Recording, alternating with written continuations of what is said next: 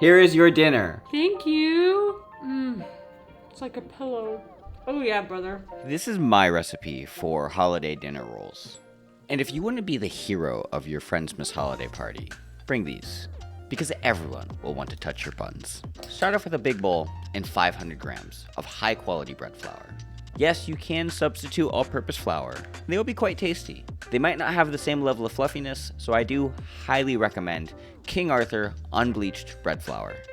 We're going to add 14 grams or 2 packets of instant yeast. If you're using active dry, you'll need 50 grams of the total flour and 50 grams of lukewarm water to activate it. I'm not showing that because this man from this book said it's okay to use instant yeast. I have found literally no difference and I'm lazy, so instant yeast it is. For those of you who care, we're doing 2% of our flour weight in salt. So if you don't have a food scale like I do, you can use 2 teaspoons of salt. You can find the recipe in the description down below. On the other side of the bowl, add 10 grams of salt.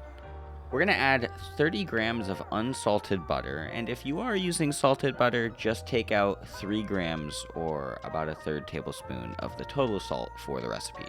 Hell, I'll say that if you add a little bit of extra salt, it'll probably be pretty good still. Just don't add too much. Find your jar of honey from the cabinet, and if it's almost empty like mine is, throw it in the microwave for about 10 seconds, and that should help soften it up.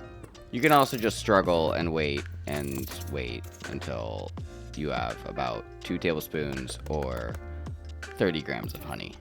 What makes these stand out from the rest is the rosemary, so find some rosemary, either dried or fresh if you have it. You can use either, and put in as much as your heart desires. I threw in about 1.5 tablespoons, but you could throw in 2 to 3 tablespoons and it would just be more intense in flavor. While it may look like I'm using a measuring cup for the water, we need 320 grams of lukewarm / room temperature water.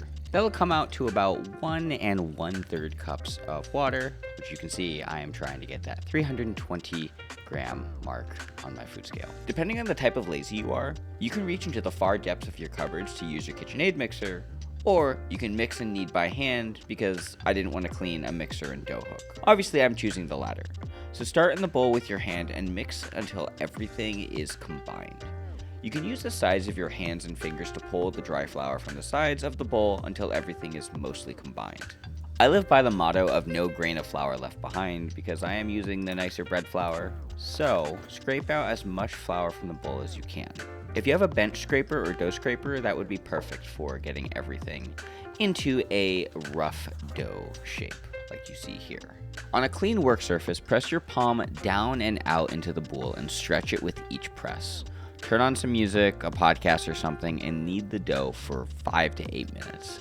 You're looking for it to leave less residue of dough on your work surface as you knead. As time passes when you're kneading, you'll notice that the dough sticks less to your work surface and more to the dough itself. Fair warning, if you're not using the high quality bread flour like I mentioned earlier, kneading will be harder because there is less protein and gluten in your flour.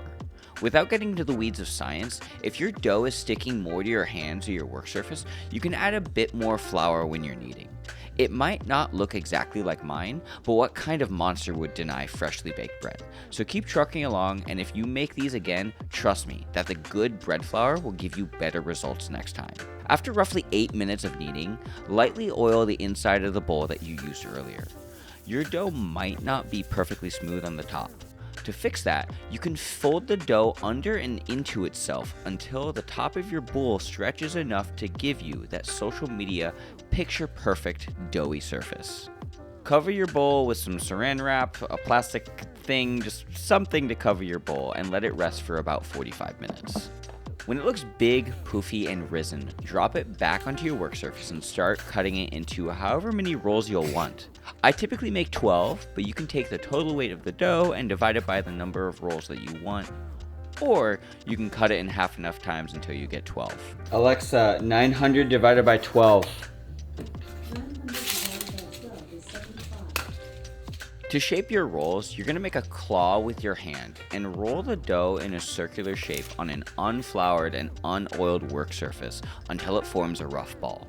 This might not work if you're using all-purpose flour because the extra protein in bread flour helps the dough stay together. So if you're not using bread flour here and it's not staying together, do your best to shape it into a sphere or a rough shape of a roll. If you're having a hard time, there is no shame in dropping the entire dough into a bread pan and turning it into a loaf of bread. Let's be real, nobody's gonna know if you intended to make rolls or a loaf of bread. But if you choose to make rolls, roll out your dough balls and cover them with a lightly oiled plastic wrap covering or a light kitchen towel. Let them rise for another 45 minutes. In that time, I made mashed potatoes and other dinner things. After the second rise, which is about 45 minutes to an hour, make an egg wash by taking one beaten egg and a splash of water or milk and brush the top of your dough balls. This will help give the dinner rolls that crispy golden brown top. Before baking, I also add a sprinkle of flaky or kosher salt for a bit of texture and flavor. When all that's done, you can bake these at 425 degrees for 20 minutes or until the tops are a deep golden brown just like this. If you're making smaller rolls than these, you need to bake for less time. Likewise, if you make bigger rolls or a loaf of bread, it will take more time. So, if you have a thermometer, somewhere between 190 and 205 degrees is a nice sweet spot for bread. If you don't have a thermometer, they should obviously be hot. Buns. They're very hot. You're not allowed to touch them. Then why did you call me over here? Because I wanted you to look at You them. want me to look at them? Yeah. They're beautiful. They look like abs. I don't recommend eating these directly from the oven because it'll be very hot. So let them rest for about 30 minutes and then you can see if they are girlfriend approved.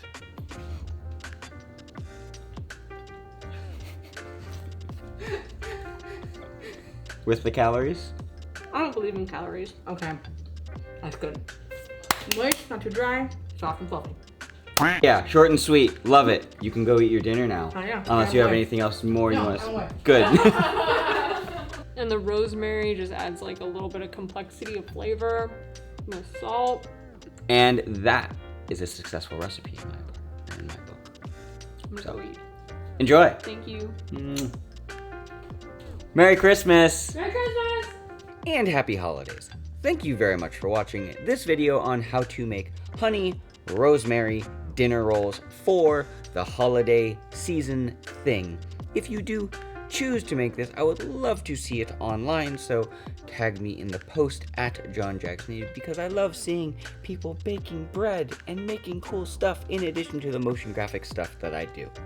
If you have questions, comments, concerns, comment section is down there for that, and I will leave you with the final tip. As always, eat 1 gram of protein per pound of body weight, and you will make some. Goodbye, my friends. Bye, and happy holidays.